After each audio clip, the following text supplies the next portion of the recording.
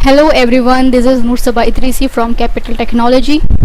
आप सबका फिर से स्वागत है एक बहुत ब्रांड न्यू वीडियो के अंदर, जिसके अंदर हम शेयर फंक्शनैलिटीज़ के बारे में जानेंगे, फीचर्स के बारे में जानेंगे, जो कि आपके डिज़ाइन को इन्हेंस करने में काफ़ी हेल्प करेंगी। तो यहाँ पर आके 2D पेज कर देते हैं, ठीक है। उसके बाद हमें यहाँ पे एक शेप ले लेना है, कोई सी भी शेप ले लेते हैं। हमने यहाँ पे एक रेक्टेंगल ले लिया है, हम पिक टूल को यहाँ पर आके सिलेक्ट कर लेते हैं। नाउ अब हम इसको मूव कर सकते हैं। ओके, हाँ, हमने पिक टूल सेलेक्ट क्यों करा? अगर मेरे पास यहाँ पे रेक्टेंगल ही सिलेक्ट होता और मैं इसको मूव करती तो मूव नहीं होता, वहाँ पे एक और रेक्टेंगल क्रिएट होता। इसलिए यहाँ पे पिक टूल सेलेक्ट करना बहुत ज़रूरी है। और यहाँ से मैंने रेक्टेंगल को डिलीट कर दिया और now I am able to move it this object. Okay, I hope यहाँ तक आपको सारी चीज़ें समझ में आई होंगी। और मैंने जितनी भी प्रीवियस क्लासेस में जितनी भी आपको ब्रीफली स्टडी करवाई है, वो सारा यहाँ पे आपको कंक्लूजन अभी के अभी मिल गया। अब यहाँ पर आ जाते हैं हम शेप टूल पे। जब हम शेप टूल पे क्लिक करेंगे ना, तो इसके जो एजेस हैं वो कुछ इस तरीके से दिखाई देंगे। लेकिन अभी हम पिक टूल पे सिलेक्ट कर लेते हैं और इस पर राइट क्लिक करेंगे और कन्वर्ट टू कर्व कर देंगे। जब हम दोबारा शेप टूल पे क्लिक करेंगे तो इसके जो एजेस का कलर है वो चेंज हो गया है, वो थोड़ा सा ब्लू कलर में कन्वर्ट हो गया है, ठीक है।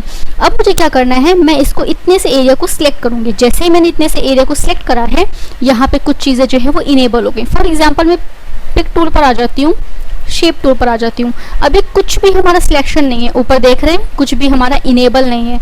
जब मैंने इसको सिलेक्ट करा तो यहाँ पे देखिए कितने सारे जो ऑप्शंस हैं, न्यू ऑप्शंस जो हैं वो क्या हो गए हैं, इनेबल हो गए हैं, विजिबल हो गए हैं।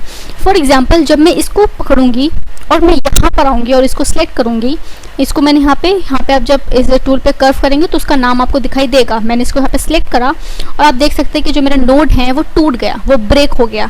अब ये नोड, ठीक है, फॉर एग्जाम्पल ये नोड अलग है, ये नोड अलग है। ओके, समझ में आ गया होगा आपको। Control Z and again control Z to the page. Okay, आ जाते हैं हम इस पर। मैं इसको पहले, क्योंकि प्रीवियस क्लास में मैं कन्वर्ट टू कर्व टूल के बारे में आपको थोड़ा बहुत बता चुकी हूँ, आज हम थोड़ा डीपली बात करेंगे। तो पहले मैं इसको सिलेक्ट कर लेती हूँ। ओके, मैंने इसको पहले सिलेक्ट कर लिया है। अब मुझे क्या, जैसे नोड यहाँ पे शो हो रहे हैं ना, मुझे वो नोड यहाँ पर चाहिए, तो मैं यहाँ पे इसको सिलेक्ट कर लेती हूँ। जब मैंने इसको यहाँ पे सिलेक्ट कर लिया तो अभी क्या हो, दोबारा से यहाँ पर आकर विजिबल हो गया, ठीक है। मैं इसको यहाँ पर सिलेक्ट कर लेती हूँ, ठीक है। अब क्या कर रहा है, यहाँ पर ये एक और चीज़ क्या हो रही है, विजिबल हो रही है। ये टूल क्या है, ये टूल है कन्वर्ट टू लाइन। इसको मैं क्या कर सकती हूँ, लाइन में कन्वर्ट कर सकती हूँ। मैं इसको क्लिक कर लेती हूँ, ठीक है, ये हमारा लाइन में कन्वर्ट हो गया। मैं इसको दोबारा सिलेक्ट कर लेती हूँ, ठीक है, दोबारा से कन्वर्ट टू कर्व कर लेती हूँ। दोबारा से ये हमें नोट्स दे देगा। जब ये हमें नोट्स देगा तो इन नोट्स को हम ऐसे करके पकड़ेंगे और इसको हम जैसा भी चाहें वैसा शेप दे सकते हैं। बहुत सारी जगहों पे बहुत सारे बैनर्स और स्लाइडर्स ऐसे डिज़ाइन होते हैं जहाँ पे हमें ये वेवी शेप की ज़रूरत पड़ती है। तो आपको ज़रूरी नहीं है कि आप उसको पेन टूल से ट्रेस करें और फिर उसको अपनी डिज़ाइन में लगाएं। आप इस तरीके से भी अपनी उस शेप को क्रिएट कर सकते हैं। ओके, नाउ मैं कंट्रोल Z कर देती हूँ। ओके, अभी हमारा सिलेक्शन है। आप यहाँ पे देख रहे हैं ये एक टूल दे रखा है, ये स्मूथ नोड्स का टूल है। मैं इसको सिलेक्ट कर लेती हूँ तो यहाँ से मैं क्या कर सकती हूँ, जो मेरा ये नोड है इसको मैं स्मूथ कर सकती हूँ, ठीक है।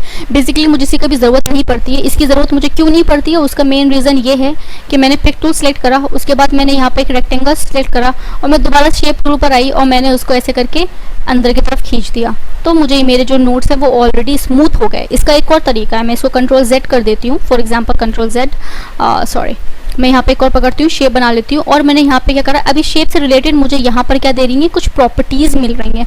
अभी सारी प्रॉपर्टीज़ के बारे में हम बात नहीं कर रहे हैं, क्योंकि अभी हम शेप टूल के बारे में बात नहीं कर रहे हैं। मुझे सिर्फ अपने नोड को स्मूथ करना है। फॉर एग्जाम्पल मुझे सिर्फ अपनी ये वाली नोड स्मूथ करनी है, ठीक है। मैंने यहाँ पे पकड़ा, 50 कर दिया, एंटर मार दिया, तो मेरा क्या हुआ, यहाँ पे ये वाली जो नोड है वो स्मूथ हो गई।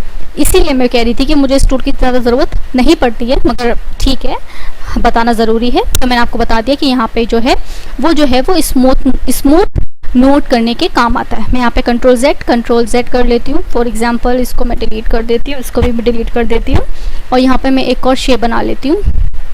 उसको मैं दोबारा से कन्वर्ट टू कर्व कर लेती हूँ, शेप टूल पर आ जाती हूँ। फॉर एग्जांपल मुझे क्या करना है, अभी मैं इसको ऐसे कर रही हूँ तो एक एक करके मेरा जो नोड है वो मूव कर रहा है, ठीक है।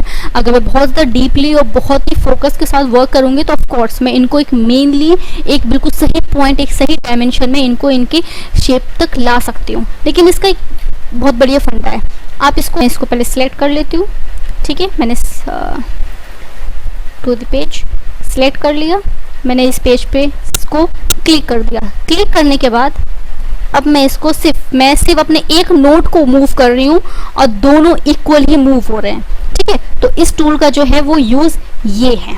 ओके, सो जितने भी टूल्स आपको अपने डिज़ाइन में बनाने के लिए काम आएंगे, मैंने आपको वो सारे टूल्स इस वीडियो में कवर कर दिए हैं, शेप टूल से रिलेटेड।